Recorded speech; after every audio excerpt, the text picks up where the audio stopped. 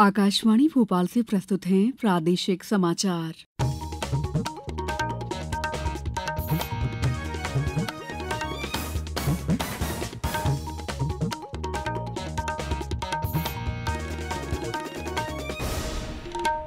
नमस्कार, समाचारों के साथ मैं दीपा सिंह। सबसे पहले मुख्य समाचार।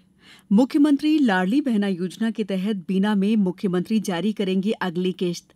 प्रदेश के 89 विकासखंडों में बनेंगे आवासीय छात्रावास। उद्योग लगाने में जनजातीय छात्रों को देंगे रियायत।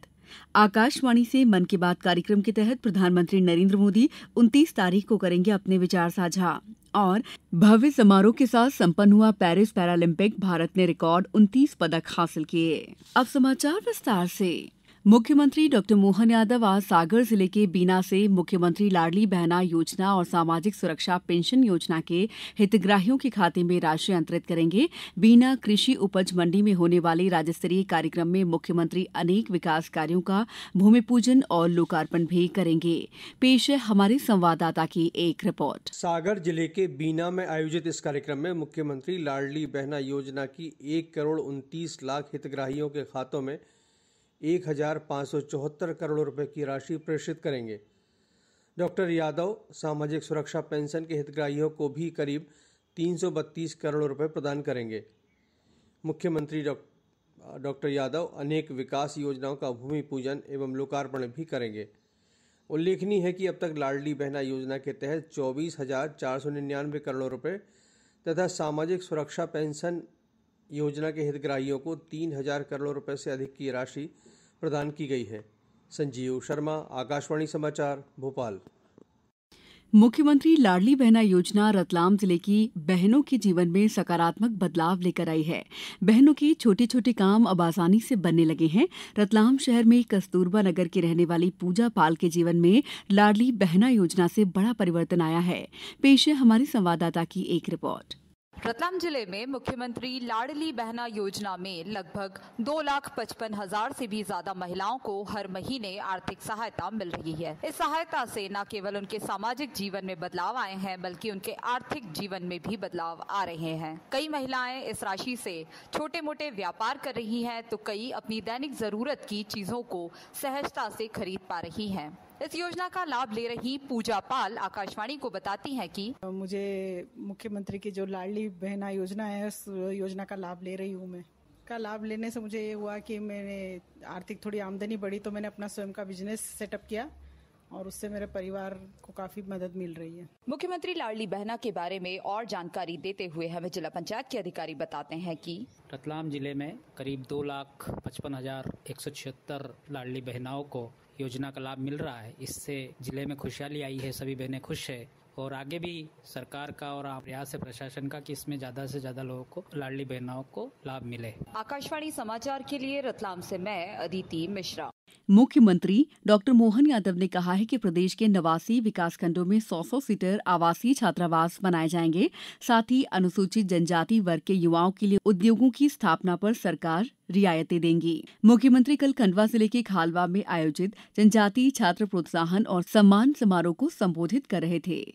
उन्होंने कहा कि आकांक्षा योजना के अंतर्गत अनुसूचित जाति और अनुसूचित जनजाति वर्ग के छात्रों को राष्ट्रीय स्तर की प्रवेश परीक्षाओं जैसे JEE, नीट, एम्स और क्लैट आदि के लिए निःशुल्क कोचिंग की सुविधा प्रदान की जा रही है। उन्होंने प्रतीक स्वरूप विदेश में अध्ययन के लिए छात्रवृत्ति योजना के अंतर्गत 5 विद्यार्थियों को 2-2 लाख रुपए की राशि प्रदान की।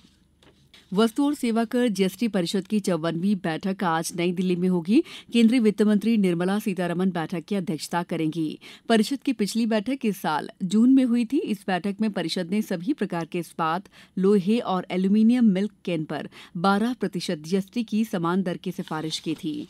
समाचारों में वक्त है ब्रेक का। ये समाचार आप आकाशवाणी मध्य प्रदेश से सुन रहे हैं। हमारे समाचारों को अब आप कभी भी और कहीं भी अपनी सुविधा के अनुसार सुन सकते हैं। ये समाचार बुलेटिन YouTube, X प्लेटफॉर्म और Facebook पर AIR न्यूज भोपाल पेज पर सुने जा सकते हैं। इसके अलावा आप हमारी वेबसाइट newsonair.gov.in पर अथवा न्यूज ऑन AIR ऐप पर भी समाचार सुन सकते हैं। ब्रेक के बाद समाचारों में आपका एक बार फिर स्वागत है।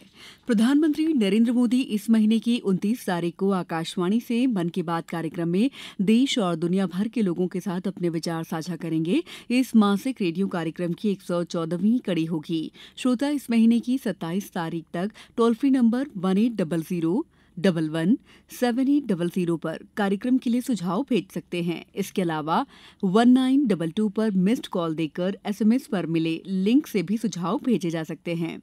नरेंद्र मोदी ऐप या MyGOV ओपन फोरम के जरिए ऑनलाइन भी सुझाव दिए जा सकते हैं।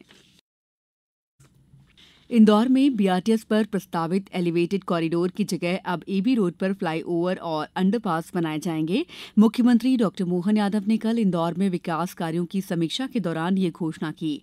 साथ ही इंदौर, उज्जैन, धार को मिलाकर मेट्रोपॉलिटन रीजन और इंदौर रीजनल डेवलपमेंट एरिया के चहुमुखी विकास के लिए कार्य योजना तैयार की जाएगी।